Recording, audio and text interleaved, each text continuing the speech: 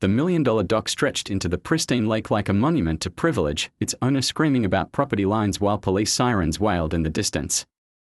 But Margaret Whitmore had no idea that her weekend crusade to destroy a young family's happiness would cost her everything she'd built, and that the quiet engineer she'd been tormenting had been documenting every illegal move she'd made for months. The morning sun cast long shadows across Willowbrook Lake as David Chen stepped onto his modest wooden dock, coffee mug in hand.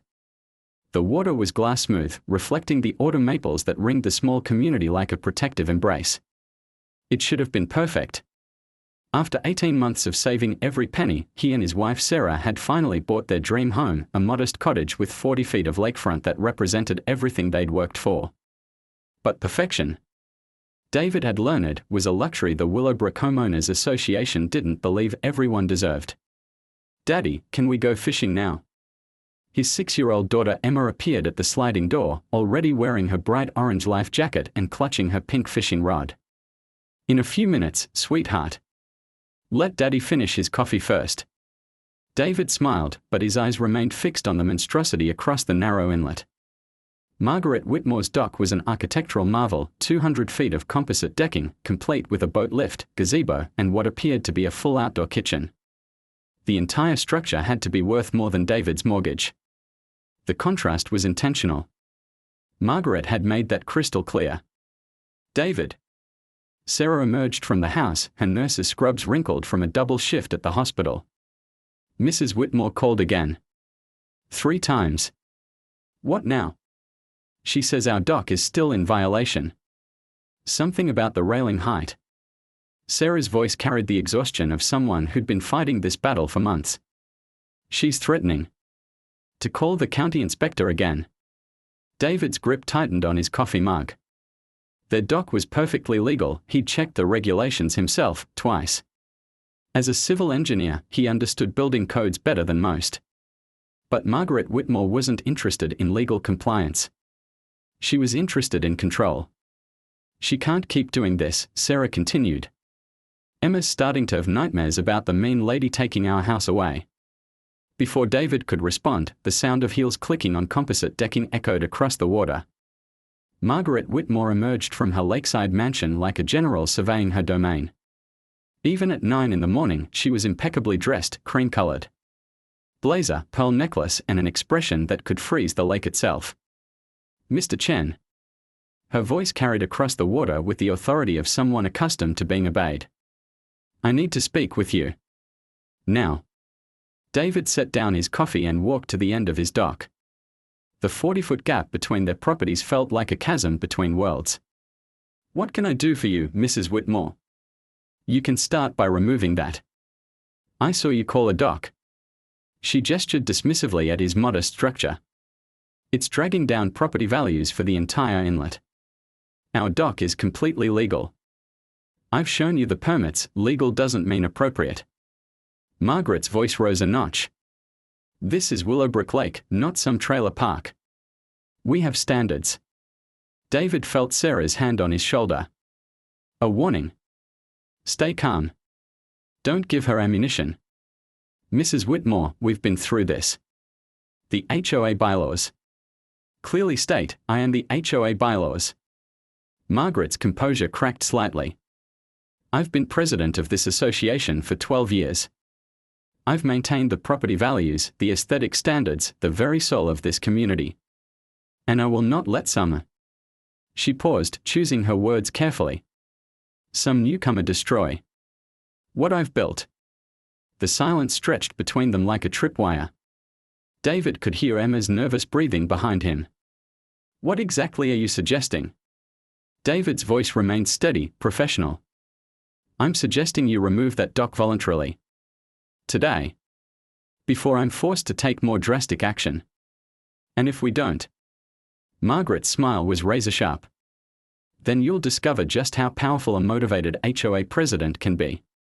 Building inspectors, zoning violations, architectural review committees, I have connections throughout the county.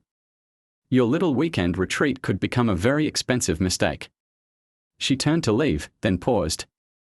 "Oh, and Mr. Chen.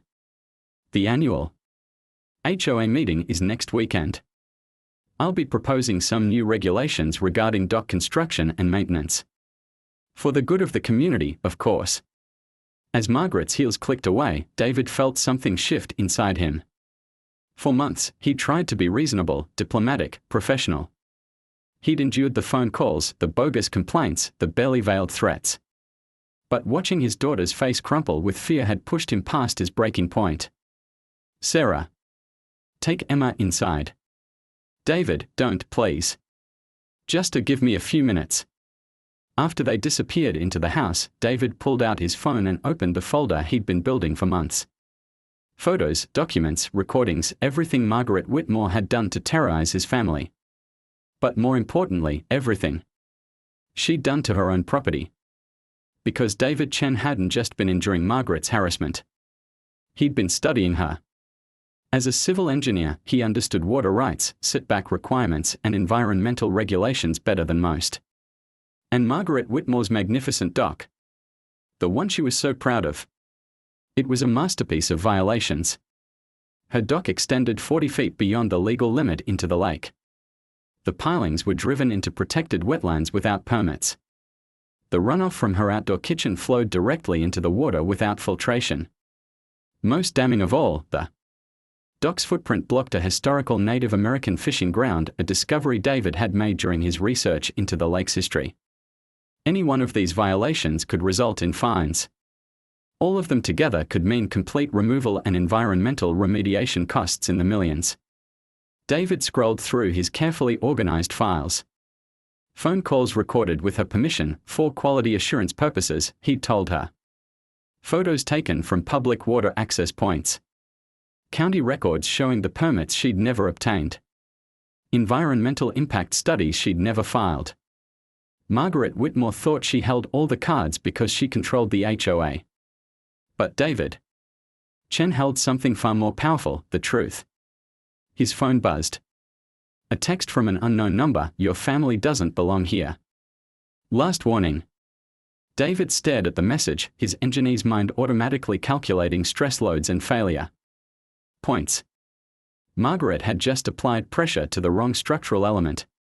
He opened his laptop and began typing. The subject line read, "Anonymous report, major environmental violations at Willowbrook Lake." The recipient was the State Environmental Protection Agency. As David typed, he could see Margaret on her dock, phone pressed to her ear, gesturing wildly as she spoke.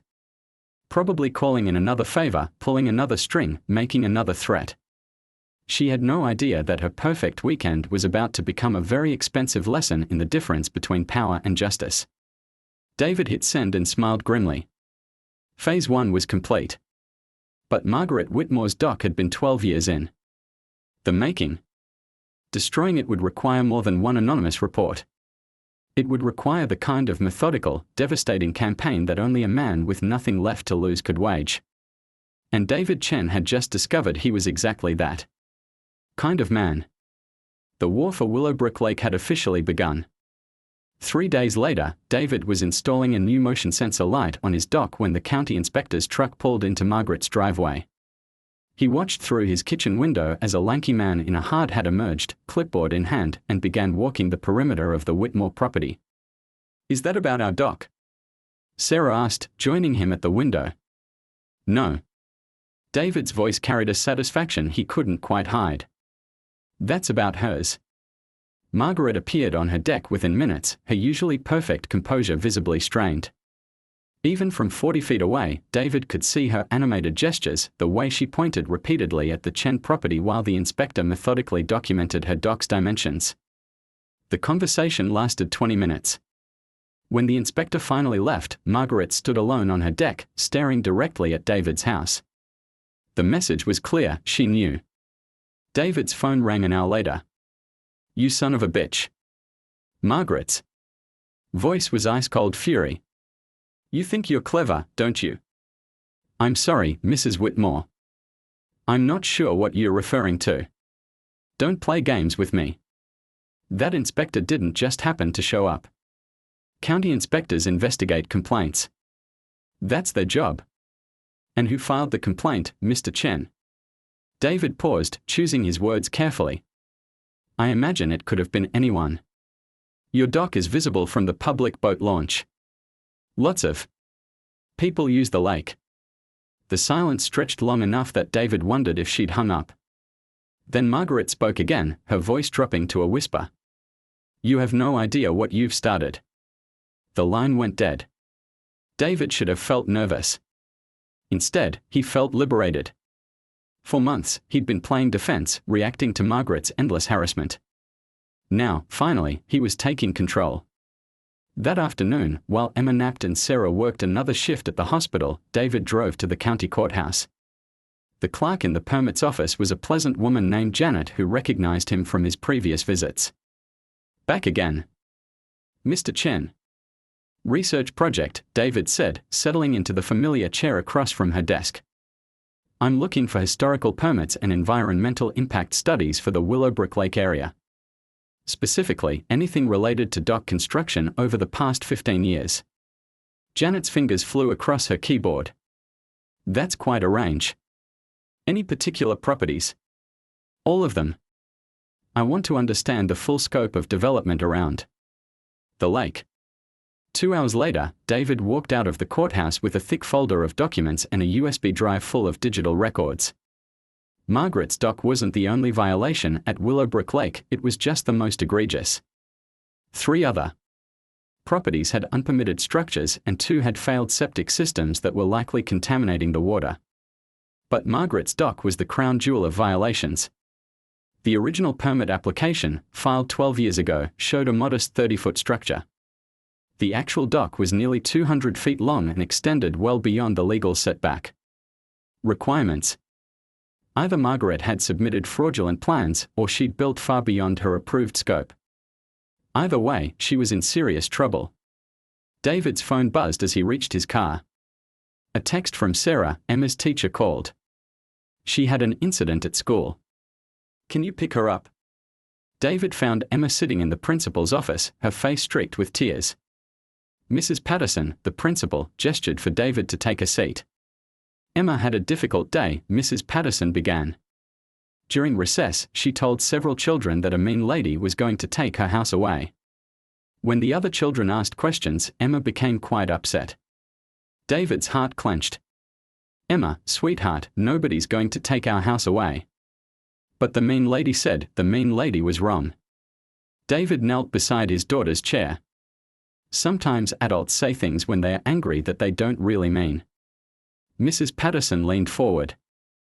Mr. Chen, is there something happening at home that we should know about?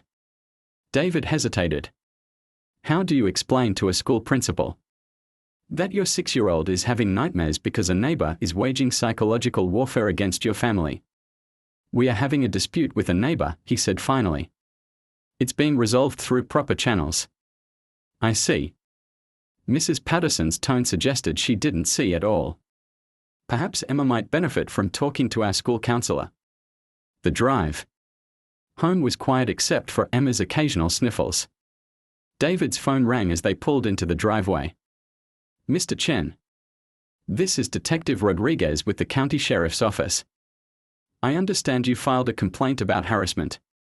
David's pulse quickened. Yes, I did. I'd like to set up a time to speak with you about the incidents you've reported. Are you available this evening? Of course. But Detective, may I ask what prompted this call? We received a complaint this afternoon. Mrs. Margaret Whitmore alleges that you've been stalking her property and making threatening phone calls. David felt the ground shift beneath him. That's absolutely false. I'm sure it is, Mr. Chen. That's why I'd like to speak with you. Sometimes these neighbor disputes can escalate quickly if they are not addressed properly. After ending the call, David sat in his driveway, engine running, watching Margaret's house. She was escalating, just as he'd expected. But she was also making mistakes. That evening, Detective Rodriguez turned out to be a soft-spoken man in his 50s who listened carefully as David laid out the months of harassment. David showed him the documentation he'd been keeping, the phone calls, the bogus complaints, the anonymous text messages. This is quite thorough, Rodriguez said, flipping through the folder. You keep detailed records. I'm an engineer. Documentation is part of my job. Mrs. Whitmore claims you've been taking photos of her property from the water.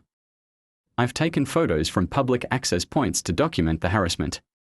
I can show you exactly where each photo was taken. Rodriguez nodded.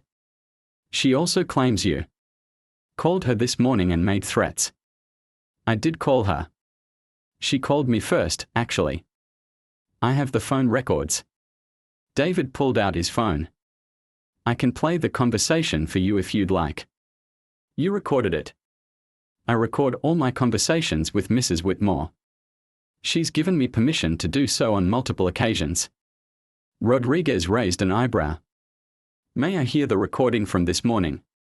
David played the conversation. Rodriguez listened without comment, his expression growing increasingly skeptical. Mr. Chen, in this recording, Mrs. Whitmore accuses you of filing a complaint about her dock. Did you file such a complaint? I filed several complaints with various agencies. All based on documented violations. What kind of violations? David opened his laptop and pulled up his research. Environmental violations, primarily. Unpermitted. Construction, setback violations, wetland encroachment. I can show you the documentation. For the next hour, David walked Rodriguez through his findings. The detective's expression shifted from skepticism to interest to something approaching amazement. Mr. Chen, this is extensive. Have you shared this information with the appropriate agencies? I've filed reports with the Environmental Protection Agency, the County Planning Department, and the Army Corps of Engineers. I also sent copies to the State Wildlife Commission. Rodriguez closed his notebook.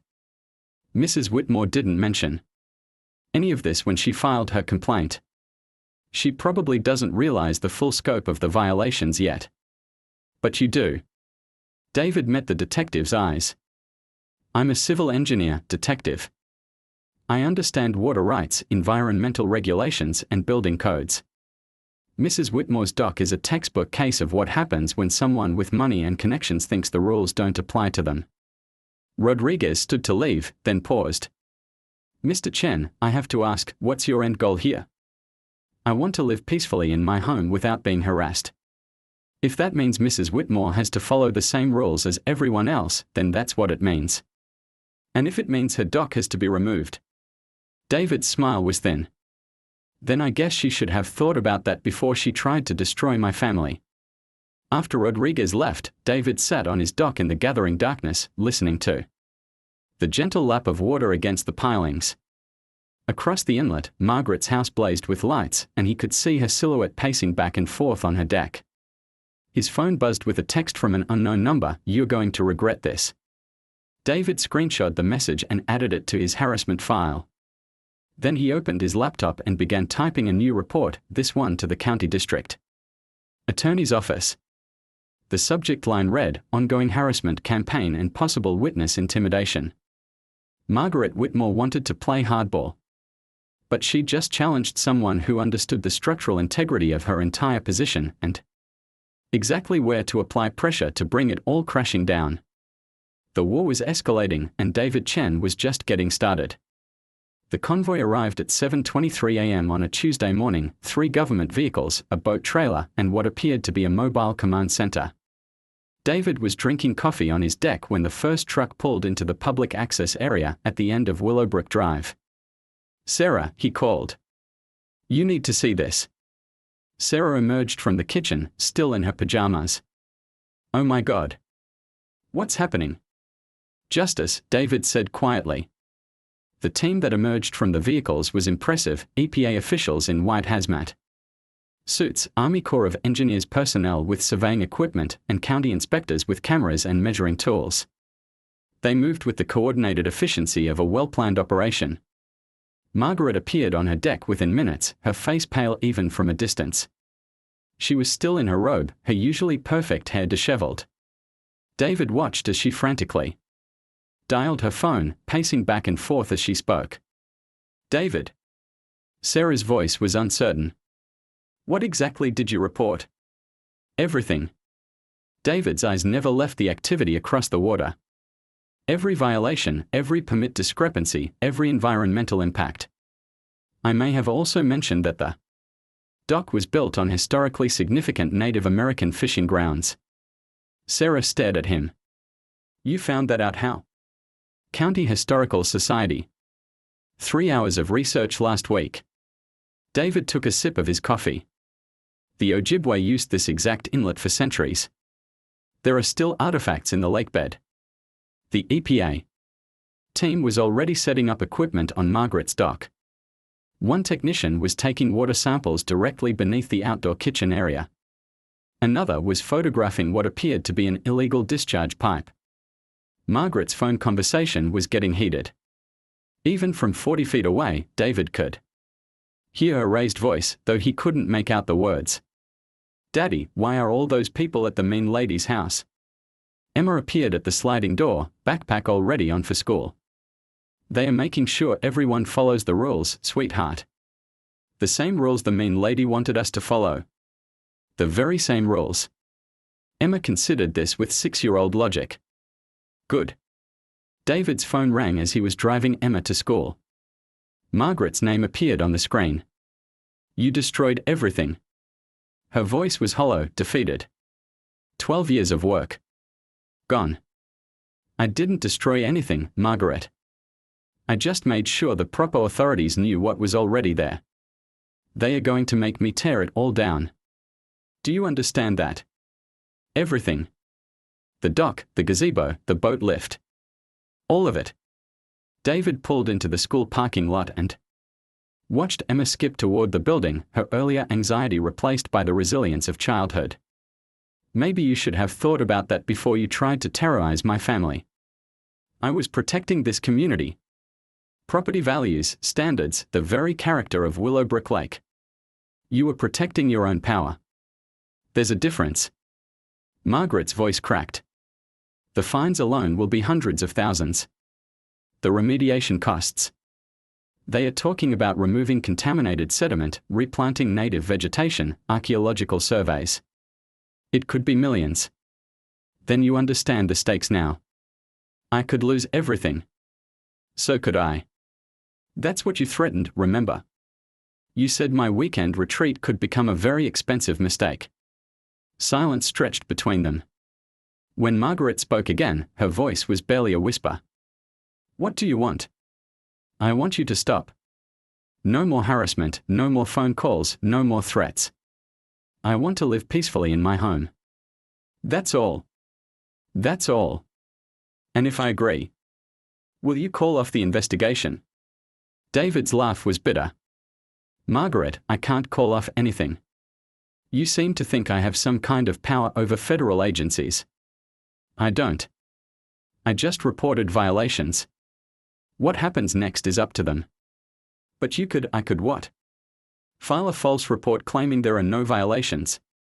Lie to federal investigators. Even if I wanted to, which I don't, that would be a felony.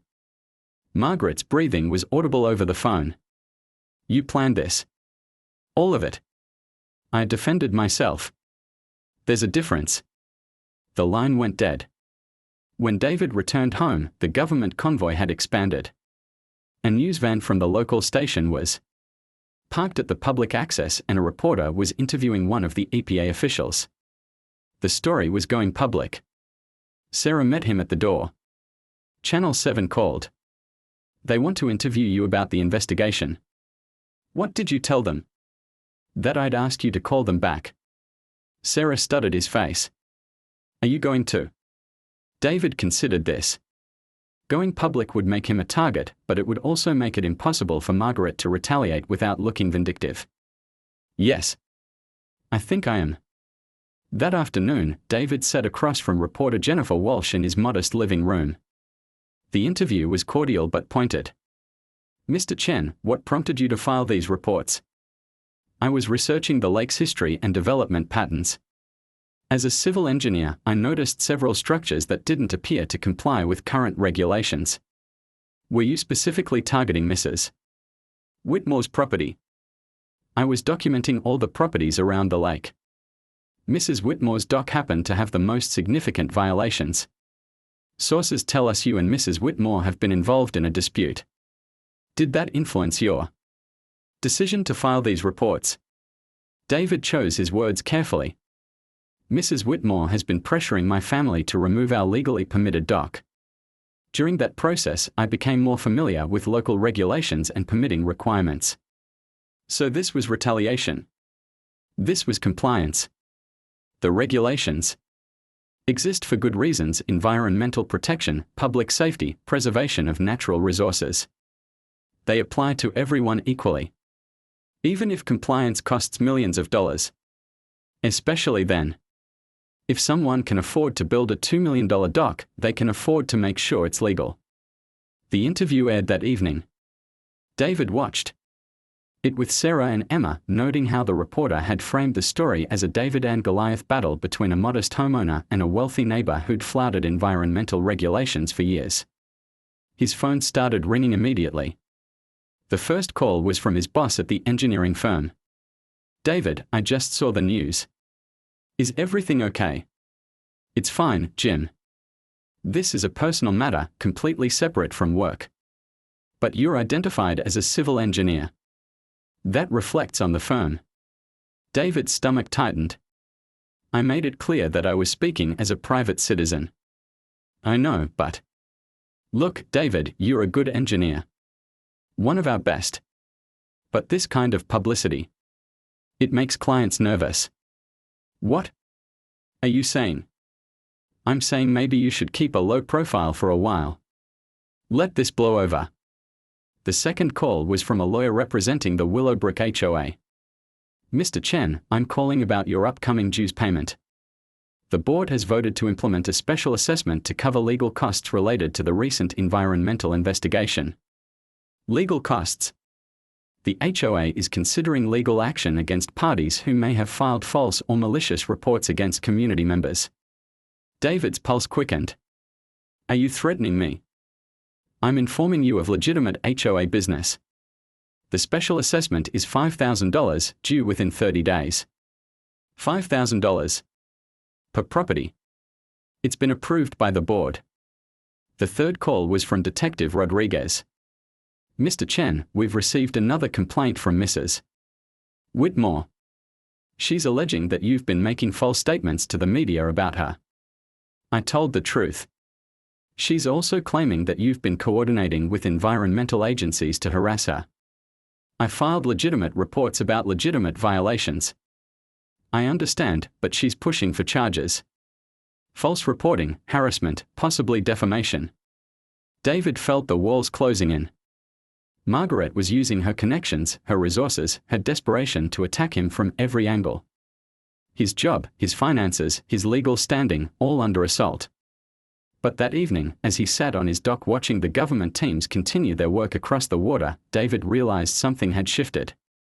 The convoy of investigators, the news coverage, the public attention, it had created its own momentum. Margaret could threaten him, but she couldn't threaten federal agencies. She could pressure the HOA, but she couldn't pressure the EPA. The investigation had taken on a life of its own, and David Chen was no longer just a homeowner defending his property. He was the whistleblower who'd exposed a pattern of environmental violations that stretched back more than a decade. His phone buzzed with a text from an unknown number. "You think you've won, but this is just the beginning." David screenshotted the message and added it to his file. Then he opened his laptop and began researching Margaret's other properties, her business interests, her financial holdings.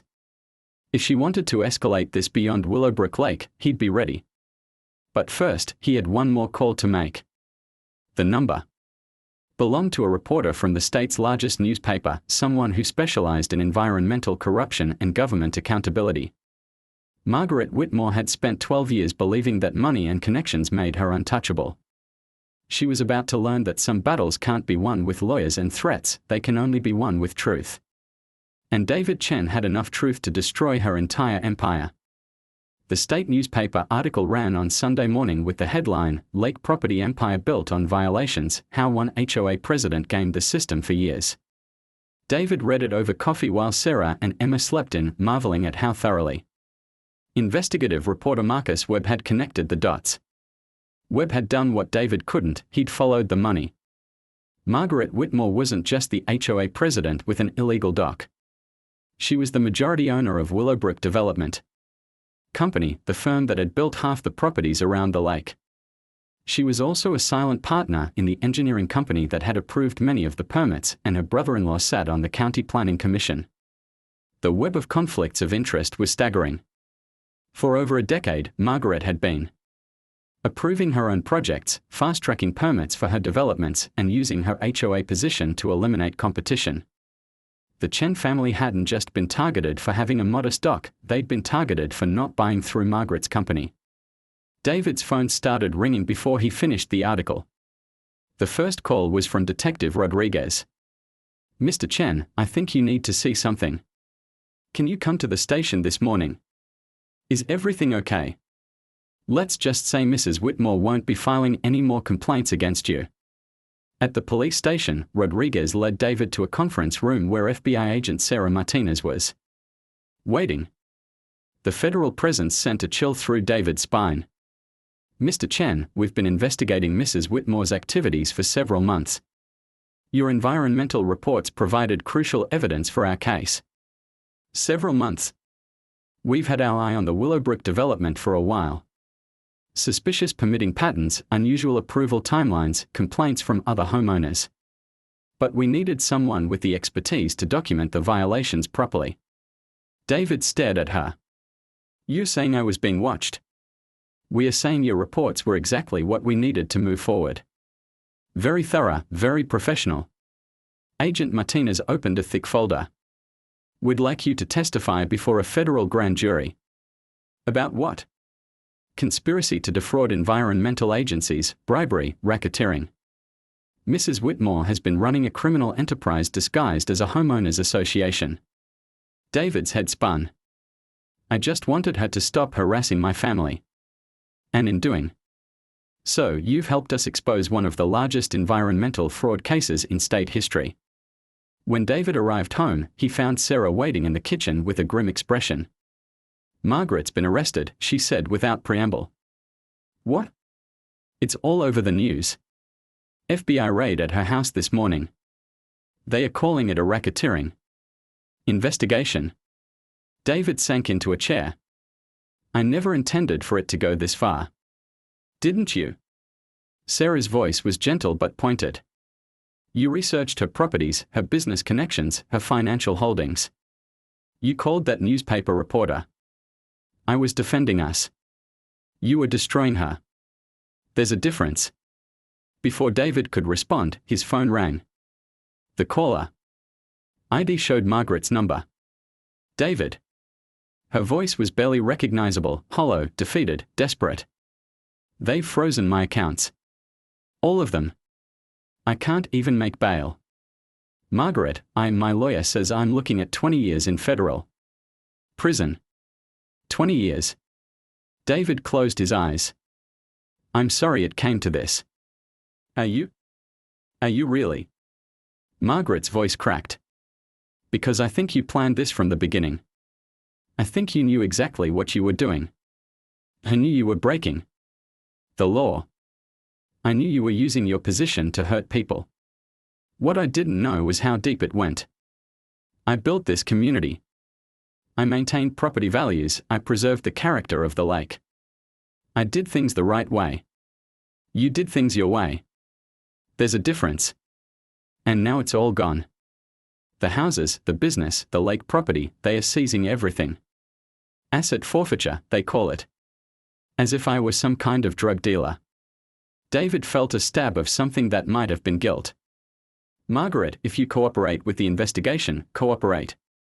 Margaret's laugh was bitter. "David, do you understand what you've done? This isn't just about my dock anymore. The FBI is investigating every permit I've ever approved, every development I've ever been involved with. They are looking at 15 years of projects, hundreds of properties, millions of dollars in contracts. Then maybe they are interviewing everyone.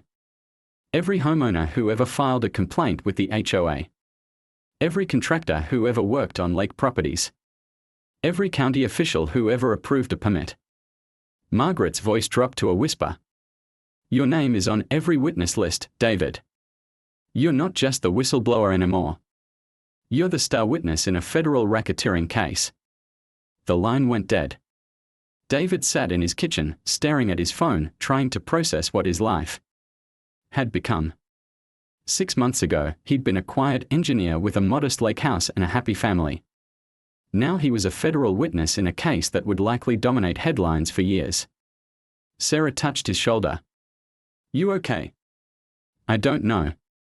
I think I broke something that can't be fixed. You broke something that was already broken. The question is whether you can live with the consequences. That afternoon, David walked out to his dock and sat on the edge, feet dangling in the water. Across the inlet, Margaret's house sat empty, federal seizure notices posted on the doors. The magnificent dock that had started everything was draped with yellow tape, condemned and awaiting demolition. His phone buzzed with a text from his boss, David, we need to talk. Monday morning. First thing. Another text from the HOA lawyer, special assessment cancelled. Board dissolved pending investigation. A third text from an unknown number, you destroyed an entire community. I hope you're proud. David deleted the messages and opened his laptop. Agent Martinez had given him a phone number for the Victim Assistance Program, resources for witnesses in federal cases. He'd also received contact information for a documentary filmmaker who wanted to tell his story. The David and Goliath narrative was apparently irresistible to media outlets. The quiet engineer who'd taken down a corrupt HOA president. The whistleblower who'd exposed environmental fraud. The man who'd stood up for his family and accidentally uncovered a criminal conspiracy. But sitting on his dock, watching the sun set over the lake that had become a crime scene, David wondered if he'd won anything at all. Margaret was destroyed, her empire in ruins, her life effectively over. The community was in chaos, property values were plummeting, and dozens of families were facing legal uncertainty about their homes. His phone rang. Emma's voice, calling from inside the house. Daddy. Come quick. We are on TV again. David walked inside to find his daughter pointing excitedly at the screen. The local news was running a segment about the Willowbrook investigation. The reporter was standing in front of David's house, explaining how one man's determination to protect his family had led to the largest environmental fraud case in state history. That's our house, Emma said proudly. And that's our dock. Yes, sweetheart, it is. Are we famous now? David looked at his daughter's innocent face, then at Sarah, who was watching him with an expression he couldn't quite read. Outside, the lake was peaceful, the water reflecting the last light of day. Margaret's dock stood empty and condemned. A monument to the price of unchecked power. I don't know, Emma. But we are safe. And we are home. That night, after Emma was asleep, David stood on his deck and called the number Agent Martinez had given him.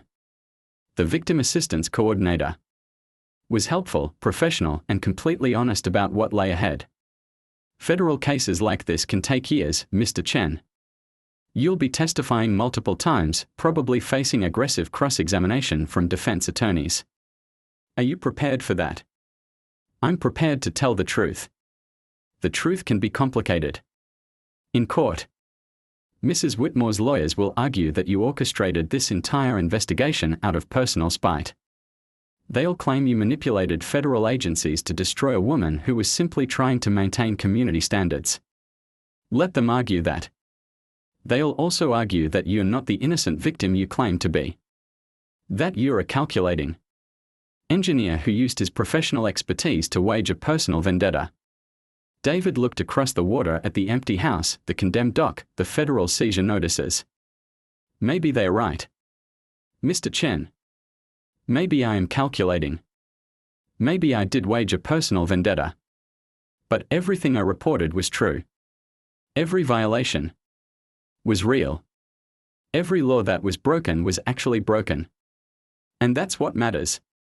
David thought about Margaret's voice on the phone, hollow and defeated. He thought about the dozen families who'd lost their homes to asset forfeiture. He thought about the reporters camped outside his house, the lawyers who'd be dissecting his motives for years to come. Yes, he said finally. That's what matters. As he hung up, David realized that tomorrow would bring new challenges, new questions, new consequences he couldn't predict. But tonight, for the first time in months, his family was safe. The harassment had stopped. The threats had ended. The mean lady, as Emma called her, was gone. Whether that made him a hero or a villain, David Chen was finally ready to find out. 1 year later, David stood in the federal courthouse wearing his best suit, watching Margaret Whitmore's sentencing through bulletproof glass. She looked decades older than the imperious woman who'd once threatened to destroy his family. Prison. Orange had replaced her designer blazers, and her hands shook as she rose to address the judge. "Your Honor, I take full responsibility for my actions," Margaret said, her voice barely audible. "I let power corrupt me, and I hurt innocent people. In the process." Judge Harrison's expression was granite. "Mrs. Whitmore, over the course of 15 years, you defrauded federal agencies, accepted bribes, and used your position to enrich yourself at the expense of environmental protection and public trust. The prosecution has recommended 12 years. Do you have anything else to say?" Margaret turned slightly, her eyes finding David in the gallery. For a moment, their gazes met across the courtroom.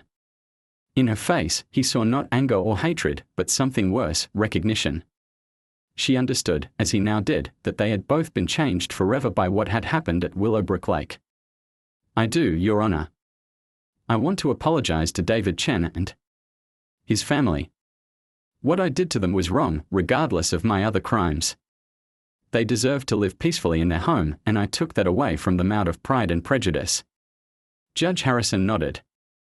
"Margaret Whitmore, I sentence you to 10 years in federal prison, followed by 3 years of supervised release. You will also pay restitution in the amount of $4.7 million for environmental remediation costs." As the bailiff led Margaret away, she didn't look back. Outside the courthouse, reporters surrounded David. The questions came. In a barrage, how did it feel to see justice served? Was he satisfied with the sentence? Did he have any regrets? Mrs. Whitmore committed serious crimes that harmed the environment and violated public trust, David said carefully. The justice system has held her accountable. That's all I have to say. But as he drove home to Willowbrook Lake, David knew the truth was more complicated than any soundbite could convey. The lake community had been transformed by the scandal. Half the properties were in foreclosure or tied up in federal seizure proceedings. The HOA had been dissolved, and new regulations made development virtually impossible. Property values had cratered, leaving many families underwater on their mortgages. The Hendersons, an elderly couple who'd lived on the lake for 30 years, had lost their retirement home when it was discovered that Margaret's company had built it on illegally filled wetlands. The Johnsons, a young family with twins, faced bankruptcy when their dock was condemned and they couldn't afford the removal costs. David's own house had doubled in value not because of market forces, but because of morbid fascination. True crime podcasters made pilgrimages to see the dock that brought down a criminal empire. Real estate agents marketed it as the whistleblower's house. David had received offers from documentary filmmakers, book publishers, and television producers. He'd turned them all down. The professional costs had been real. His engineering firm had quietly suggested he find new employment after clients became nervous about the publicity. He'd eventually found work with an environmental consulting company, ironically specializing in regulatory compliance for waterfront development. Sarah had been more philosophical about the changes. "We wanted to live peacefully by the lake," she'd said. "We just never specified which lake." They'd considered moving several times, but Emma had put her foot down with 6-year-old logic. "This is our house. The mean lady was the problem, not our house." Now, pulling into his driveway, David could see Emma on their dock with her fishing rod, Sarah reading on the deck. It looked peaceful, normal, like the life they'd always wanted. But David knew the cost of that peace, and some days it felt heavier than others. His phone buzzed with a text from Agent Martinez, saw the news. "How are you holding up?" David typed back, "Fine. Glad it's over." "Is it over?" David stared at the message. The federal case was closed, Margaret was sentenced, the environmental remediation was complete. But was it really over? That evening, as the family ate dinner on the deck, Emma asked the question that had been haunting David for months. Daddy, was the mean lady a bad person? David set down his fork. Sarah watched him carefully, knowing this was a conversation they'd been avoiding. She did bad things, sweetheart. But was she bad? David looked across the water to where Margaret's house had been demolished, replaced by native wetland restoration. The dock that had started everything was gone, the lake bottom carefully cleaned and replanted with indigenous vegetation. I think she was a person who made bad choices, David said finally. Sometimes people convince themselves that doing wrong things is okay if they think they are protecting something they love. Like our house. Like their idea of what the community should be.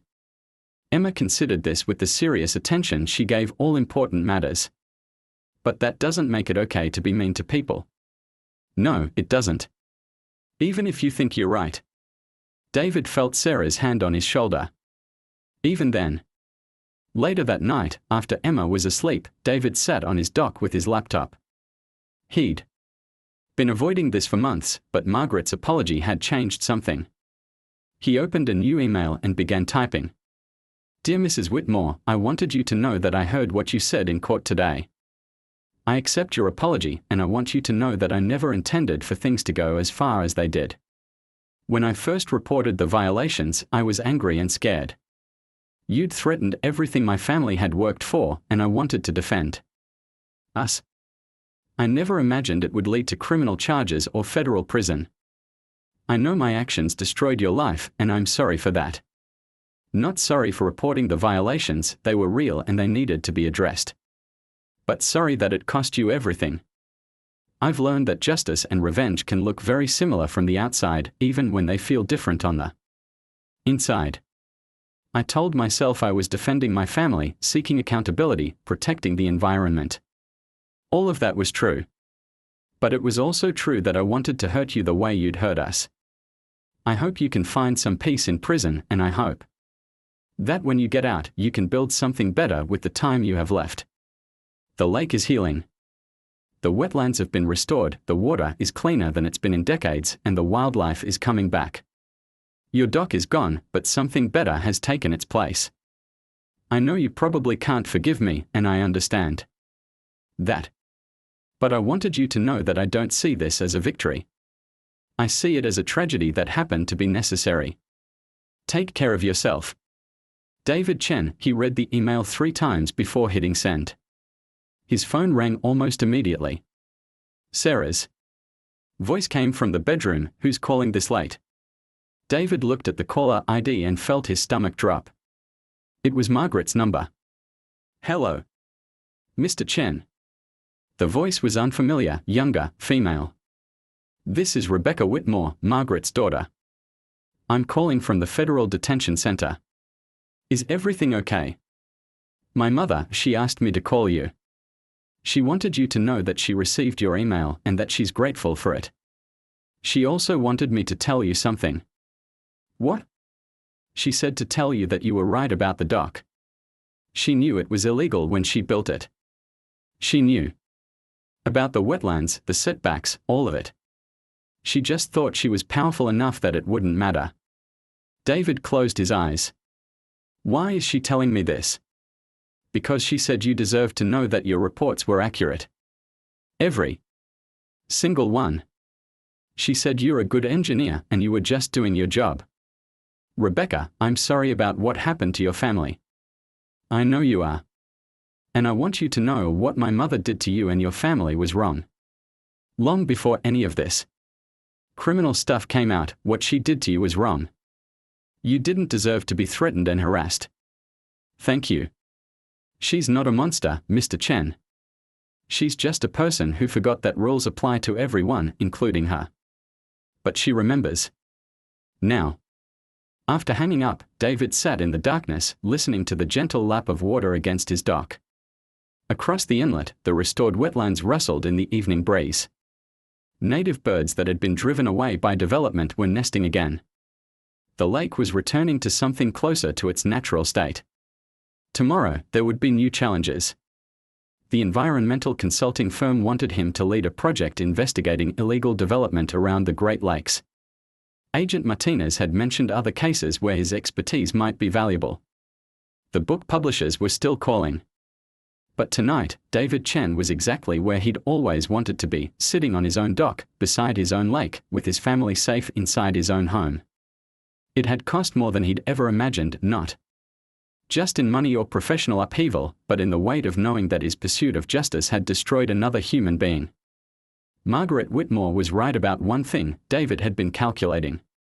He'd methodically documented every violation, carefully built his case, and strategically released information to maximum effect.